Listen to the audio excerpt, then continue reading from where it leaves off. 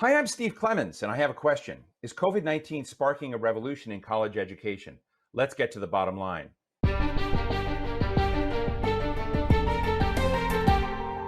The novel coronavirus has struck America's education system like lightning bolts, a tsunami, and a massive earthquake combined. More and more schools and universities have decided to avoid face to face teaching for the next school year and replace it with online education. The shift that started last semester has been huge, and it has exposed a lot of weaknesses across the system. Just this week, Harvard University announced it will have no in person classes the entire next year. And with no in person classes, the federal government has told international students, you can't stay in America. Huge shift. So we have to wonder what kind of educational model will emerge from this pandemic? Will people stick to a 4 year college education, or will that change as well? Without a classroom or campus, what will the college experience be? Are study abroad programs dead in the water? And will students and parents be willing to pay thousands of dollars in tuition for an online education? Joining us today is Professor Eduardo Padron, who knows a thing or two about running an institution of higher education. Dr. Padron is President Emeritus of Miami Dade College, one of the country's biggest colleges that he led for more than 20 years, and he's recognized as one of the most innovative leaders in education in the country. He was presented America's highest civilian award, the Presidential Medal of Freedom, by President Barack Obama for his contributions. Eduardo, thank you so much for joining us. Let me just start out, with a bottom line question, which is, what is COVID-19 doing to America's centers of learning today, particularly in higher education? Well, it's a real significant impact, Steve. It's a real challenge for us because we as institutions want the welfare of our students to be our first priority. And it's very difficult to make these decisions when we don't have a stable situation like this. As you know, we have been going back and forth with COVID 19. In Florida, for example, where I live, we have been right now in Miami. Beginning this week, we have closed again all the restaurants, all the gyms, and everything else after they were open. And it's hard to predict come August what the situation is going to be. August is around the corner. It's around the corner, but with that level of lack of predictability, it's very difficult to do any planning. And of course, our main concern is make sure that our students are safe as well as our faculty and staff. And we have faculty who are in their 60s and 70s who, in fact, are very concerned about going back physically to the campus. And you have students who, for many reasons, we serve a very high level of minority population, low income students, students who are first generation. And one of the things that we rediscovered when we first had to deal with the pandemic is the fact how many of them do not have internet connection at home, how many of them do not have computers at home. They have to come to our libraries and our various labs to be able to use the computer. So all that put together presents a real challenge. You mentioned the issue of tuition and whether they should be paying the same amount or not. All these issues we struggle with every day now. And it's true for all institutions. And it's something that it's not going to be resolved until we Right. have a real end to this pandemic. Is COVID 19 unwittingly helping universities be better than they were by innovating in this time? Because I know you were an innovator before COVID hit, and a lot of other players were not. So is this helping in a way? The answer is yes. I think this has really caused a situation that allows us to, we have to, by nature, become more Mm. innovative. We have to really be concerned about so many other issues that before were not really of concern, and especially about vulnerable populations that, up to now, many of our institutions have taken for granted. We have a situation now where this pandemic is going to force us more and more to look at technology as more of an enabler of education. Mm. But also, I worry, to be totally honest with you, about the fact that, college is probably the most important socialization factor in the life of young adults. It's a process of self-discovery, and not having a person-to-person participation in the learning process, I think is impacting, having a severe impact. I worry about the level of segregation that will increase as a result of students not being in touch with each other person to person. So there are different ways of looking at this, and many theories have already been advanced, but nobody really knows. But the fact of the matter is that we should all be worried, because Mm. learning more than ever in our 21st century global economy is more important than ever. And how we do that, and how we introduce the latest pedagogies, etc., to be able to provide the students with the support they need, is going to be a real challenge. You heard me say before in conversation with you that higher ed was the last of all industries to come into the 21st century. I think this is going to accelerate that, because of this pandemic is changing everything that we know of. You just said something that really hit me about the need for students to socialize, to be exposed. You have so many different minority communities together. If we don't fix this, if we remain online, is what you're saying that we're going to end up with far more problems from that? Well, definitely, because we will be more segregated. There will be no contact among students. I'm very proud during my years at Miami Dade College. One of the things that I saw is how the students, and Miami Dade College is probably the most diverse institution of higher learning in America. And I was very proud to see how different types of students, immigrants, non immigrants, Blacks, Hispanics, Asians, would come together and really grow and work together for the benefit of themselves and the community that they live in. And when you are learning, when you have online learning, that is diminished greatly. And in addition to all the problems that we're facing today, you see, most of our students have to work in order to go to school. They do not have the fortune to be full-time students most of the time, because they don't have families who can afford their education. So this is complicated now by the fact that so many of them are unemployed, Hmm. and it's a real challenge in more ways than one. Well, let me wrestle with you about one thing. And again, I'm not against higher education, but it does seem to me that the Harvard universities, the Ivy League, with a winner takes all view of education in America, where getting into those schools and universities pays off big for that student. And lots of people don't get in. And I've just been wondering whether there may be some silver lining in online education, that it creates the potential for democratizing access to education and knocking through some of the ivory tower syndrome, which is hit education, because it's very, very expensive to go to some of these universities, and the people that come out do extremely well. But we know that there are a lot of people that are systematically excluded. So I guess the thing I'm reaching for is that there may be something that we're not looking at enough in the education world, which is democratizing access. Well, you are absolutely right. That will be one of the effects of online education, especially as technology continues to improve. But you need to remember that in this country, we have systems of education, especially community colleges, that are America's democracy's colleges, because these are open admission institutions who gives everyone a chance. And in addition to that, the tuition is very, very low compared to almost any, by any measure, with any other education.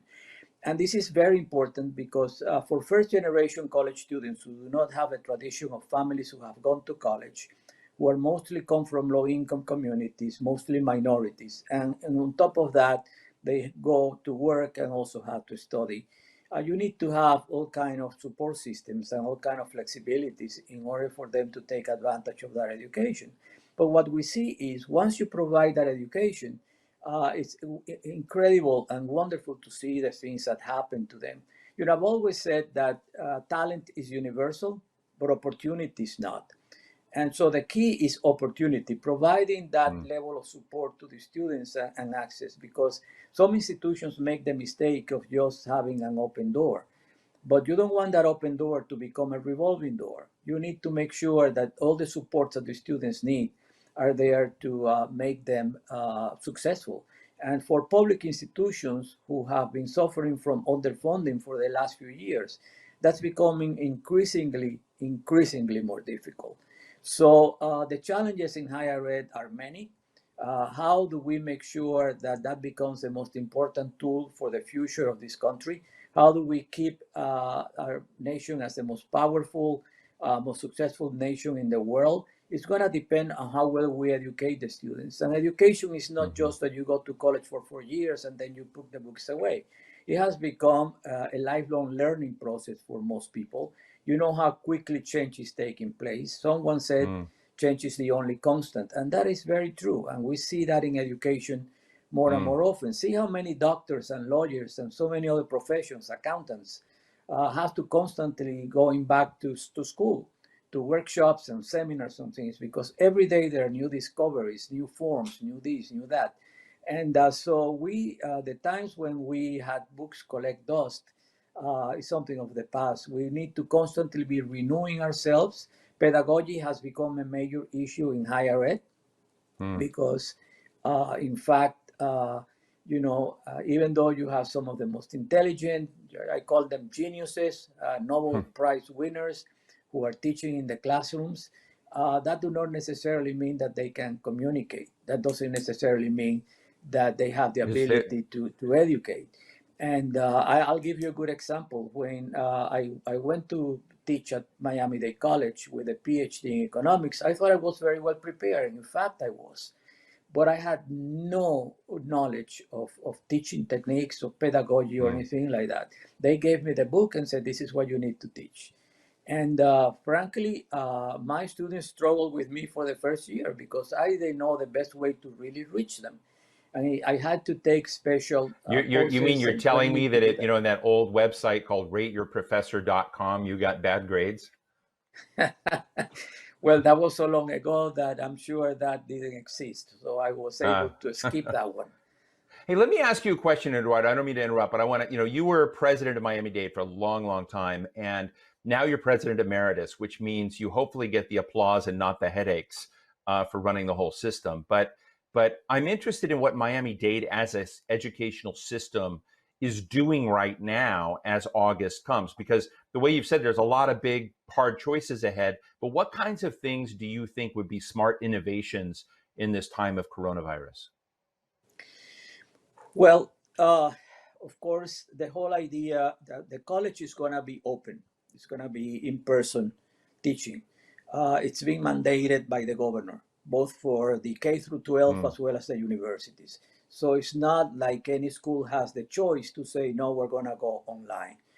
So at Miami Dade College, one of the So things that's a that huge has, statement. Your governor, no matter that right now, Florida is the worst place in the United States for coronavirus infections. So you're saying your governor, because I didn't know this, has ordered you to open no matter what.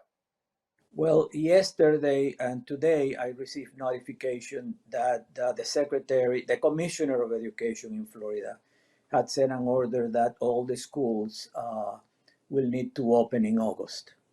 So that's factual. I saw that. So anyway, Miami-Dade College, I think, is an institution for years, has been known for being an innovator, but most importantly, for really developing a great support system for students. And that will not change. If anything, that will be increased because we realize that now more than ever, with so many students who are out of work, they want to take advantage of that opportunity to really try to work, study full time to be able to finish their programs faster, and the institution will do everything possible to support them. And I'm very proud of that because I think that's the kind of legacy that that institution has created, that has made it so well known for taking people that nobody else would have given them a chance to be able to support them and become productive citizens. And I'm the best example of that. When I was ready to go to college after coming from Cuba and completing 1 year of high school, I applied to the best schools in the nation. I was very naive, and all of them rejected Mm. me. Miami Dade College was the only one, had just opened, was the only one who gave me a chance. If it had not been because of that institution, I don't know what I would be doing today. And that is something that this country needs to appreciate more. Community colleges, I think, are in many ways a solution to many of the challenges that we face today. Well, I agree with you, and it's been something I've been thinking about a long time, whether America's credentialing system needs to be rethought, whether, and it does come back to that question of whether, the money that is paid for a, 4-year liberal arts college education is paying back. When we look at the level of student loans in the country, do we need to have something that's more nimble for students so that they get better return for their investment than they're getting? Because I have to say that if you look beyond Miami-Dade, you look at many of the higher education institutions, and the cost of education skyrocketing while wages and what the resources people have is not skyrocketing. So how do we fix that gap? Well, that's a real issue, but I'm all for choice. Hmm. I think we need to give those institutions opportunity to do what they think they can do best. But the important thing is to have choices for the population that you're talking about that cannot afford these schools and really need more than probably the students that are going to those institutions need an education in order to be able to join enjoy the fruits of progress of this great nation. And that's why I have been an advocate of free college for at least the first 2 years. I think that's Hmm. an imperative. And we should not be arguing about it. If you think about it, it was about 100 years ago when there was a big debate in America as to whether high school should be free. And after a long discussion and a lot of arguments, it was decided that high school should be a universal right of every American. I think that act alone was responsible for the preponderance of America in the 20th century because we had the most educated population in the world. And I think we have gone now to the point where college should be the same thing, should be a universal right for every American. When you know that 2/3 of all the new jobs that are being created in the country today require some sort of post-secondary education, that should be enough to come up to the conclusion that we should make college free for all Americans. Education is the most important thing in this century of globalization. Nations, cities compete on the basis of talent, wherever they are. And if we don't produce enough talent in America, we're going to be suffering the consequences. Right now, there are close to or more than 5 million jobs in the United States that are begging for Right. qualified people, as you will know. And you are only going to solve that when you make education more accessible and more affordable to Americans who really need it in order to be able to compete in this Right. economy. Eduardo, let me ask you. I mean, you just revealed to our audience that you were an immigrant from Cuba. We have a lot of international students that are studying in the United States. We have U.S. students studying in study abroad programs abroad. All of that's come crashing down. But then on top of that, this week, the federal government said that if international students are in the United States and not in classes, physically in brick and mortar classes, even though Harvard University has gone online, those students' visas will be canceled. They waived their right to stay in the United States. You're such an internationalist. Are you screaming right now about some of what you're hearing from the federal government? Because isn't international education and exposing American students abroad and international students being exposed to the United States a huge strength? Steve, I'm very, very concerned about that new proposal because the fact of the matter is many of the schools have chosen to go online. They are not going to have person to person. What do you expect those students to do? If the schools that approve them, that were approved by our government for the student to come, they are here, they have made the expense, and all of a sudden, the school is not going to offer in-person classes, but they are offering online, and our government is telling them that if you enroll online, you will not be able to stay, your visa will not be valid. I cannot make any sense of that. I don't think any whoever made that decision wasn't thinking, because the impact is going to be huge. especially many of our American universities who depend incredibly a lot in terms of those international students. If those students have to drop out as a result of that, I don't know what's going to happen. It is really terrifying, and I feel bad for those students who have played by the rules, who have done everything right, that now they are not able to keep their visas because they cannot take the courses in person. Well, look, this may be out of place, but I know that you're in Washington a lot, and you got the Presidential Medal of Freedom when President Obama in office. I happen to know certain Republicans revere you as much, and if someone like Jeb Bush had been in office, he would have given you the Presidential Medal as well. And I may be wrong on this, but I think many presidential candidates, in fact, most of them have spoken at Miami Dade when they were running for office. And so I'm just interested in whether or not how you see these times of political choice and what's at stake. How are we thinking about rationality in education and science? Because that's what, whether it's been President Obama, Jeb Bush, George W. Bush, other folks that have spoken to Miami Dade students, that's what they've talked about. So I'm interested in how you see the choices we have coming in a few months. Well, Miami-Dade College is well known as Democracy's College. It's an institution that has been a real source of opportunity for students to be able to make choices, to be able to learn, to get along with others. And you're right. I mean, every president since Jimmy Carter has been to that college and have developed a relationship with that college.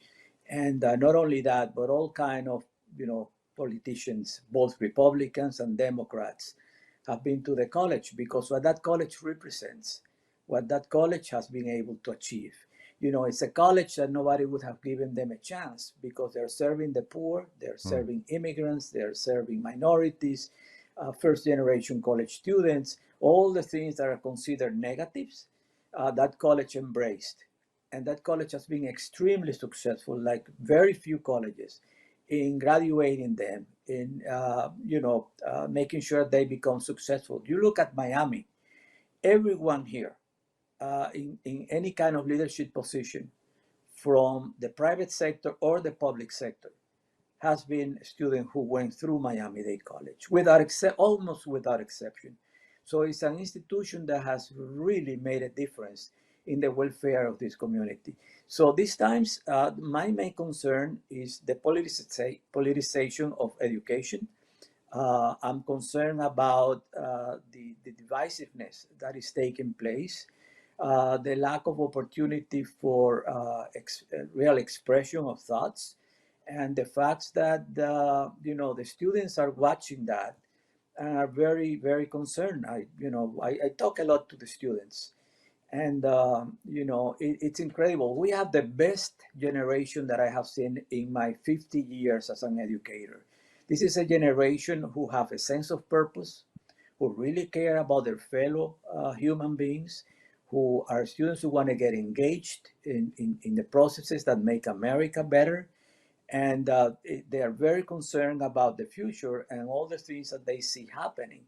And my hope is that that will change, that we will be able to get our common sense and our heads together to make sure that we realize the real values of America and what makes this a great nation and the envy of almost every other country in the world. And for institutions of higher ed, this is more crucial than ever before. And so I want to remain optimistic that we as citizens will come to our senses and realize that divisiveness is not going to get us anywhere. And we need to make sure that we work together to keep our country what it's supposed to be. Well, I want to thank you, Eduardo Padron, for sharing that optimism. I have to say that up here in Washington, D.C., I don't get much optimism. I see a lot of tough times ahead, tough struggles, and tough fights to maintain the value of education in a time like this, and the value of it and make it matter. So thanks so much for sharing your thoughts with us today. Thank you, Steve. It's been a pleasure. So what's the bottom line? One thing's for sure. This pandemic is disrupting the education system, and there's more disruption on the way. On the one hand, young people are going to miss out on one of the most important parts of their college years, that wonderful mixing with folks from all different backgrounds. Ironically, the more our social lives move online, the more isolated we become. And that's just something that COVID-19 is making a lot worse. But on the other hand, the exclusivity of being educated inside a university's walls is finally being democratized by online education.